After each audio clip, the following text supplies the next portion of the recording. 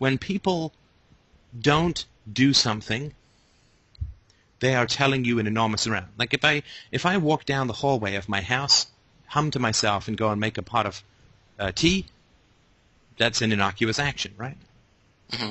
But if Christina is writhing in pain, and I step over her body, and I hum to myself, and I go and make a cup of tea, that is no longer an innocuous action, right? No.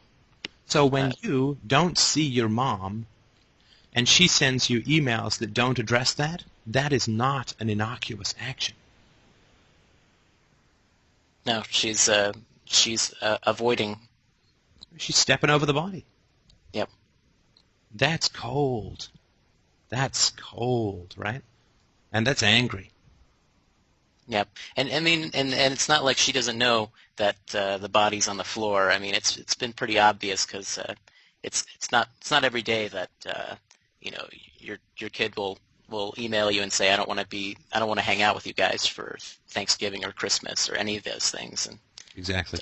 I mean, that's pretty obvious, I think. Right. So the fact that she's not addressing it is totally, totally evident of where she's at, right? There's a lot of, I mean, if I did step over Christina's right, she's having an appendicitis attack or something, and I did step over her body, what would you assume about my mind? Mind? Certainly would undermine your credibility. And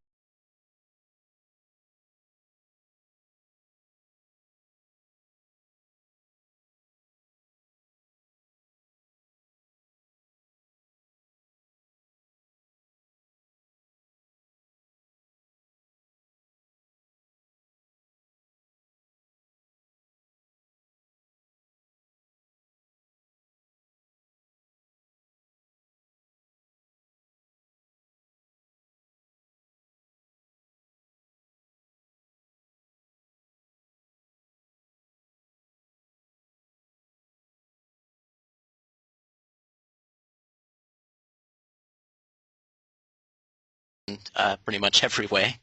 Well, but what would you assume if I see, like, if I'm stepping over my wife's writhing body in pain or whatever, right? What would you assume that I felt about her? You didn't care enough. You didn't love her. Oh no, it's much, much more than that. Well, okay. I would have to actively hate someone to step Yeah. for their body and go and make tea. That wouldn't just Yeah. be the difference. See, if I'm walking down the street and somebody I don't even know collapses in pain, Yeah. I would do something, right? Mm-hmm. I would phone, I'd call 911, whatever, right? Yeah. I wouldn't just walk away, right? Mm-hmm. And that's someone I don't even care about. I would do that service for them, right? Sure. I would So too. if I know you would, right? So if I won't help my wife when she's writhing in pain, but instead go and make a cup of tea, that's near bottomless hatred, right? No, certainly. She's Certainly. faking it just to get attention. I'm not going to give her what she wants. Like, that's just cold, cruel, baseline assholery, right? And the comparison would be would be my parents not caring about. I mean, they know the bodies on the floor, and not being curious about it. Essentially, that's saying. Not only is well, sorry, I got sidetracked here. Okay. Sorry, still trying to think here. I think the comparison that I was going to draw before I went into my convoluted ramble there is that essentially you walking over the body is essentially is saying, or saying that, oh, she's just faking it to get attention or something like that, is essentially the same thing as my parents telling me, oh, well, this whole thing about you wanting to improve your relationships thing is just a phase. You'll get over it, that kind of thing. Right. You're faking it. You're over-dramatizing it.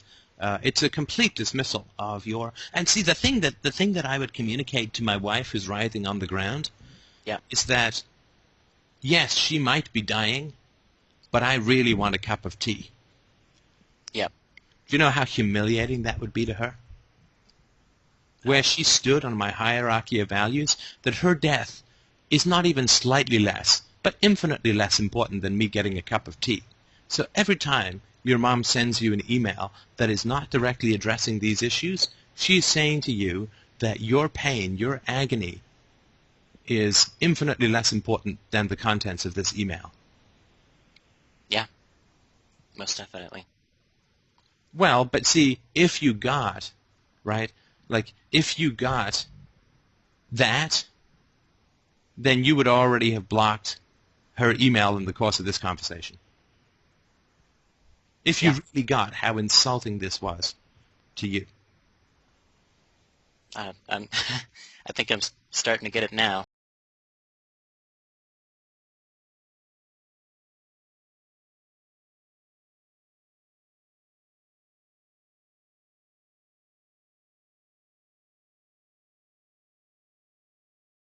Right, so, and sorry, I'll just put one last metaphor in and then I'll turn it over to you. But in the Fair same way, enough. if, and I've used this before, but it's very relevant to this situation. If your mother is passing off $100 bills and she knows that they're genuine, then she is actually going to be happy if stores around her neighborhood put in a counterfeit bill detector, right? Yes. Because it means that then the prices of everything is going to go down. She's going to get a better deal because they won't have to charge her for all the money they lose on counterfeit money, right? Yep.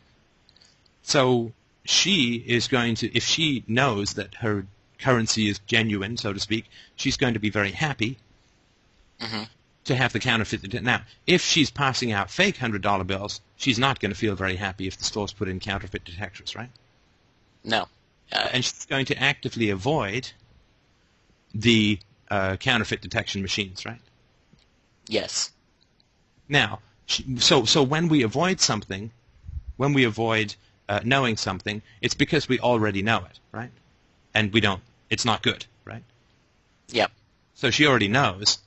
Like if she just had, sorry to overcomplicate the metaphor, but if she had 10 bills and one of them just happened to be a fake bill, then Uh-huh. she would still hand all 10 over. If she thought they were all genuine, she'd still hand all those 10 over to the counterfeit machine, right? Detector. Yeah. But if she knows that they're fake, or some of them are fake, she's going to avoid that, right? So when I say that by her lack of curiosity is because she already knows, that's the metaphor that I would use. Like she already Yeah. knows that you have every damn reason in the world to be unhappy with her as a mother, right? Yeah. Sure. And she knows exactly why, and that's why she's not asking. I, I would say that has to be. So I mean, I think your metaphor works pretty well in this case.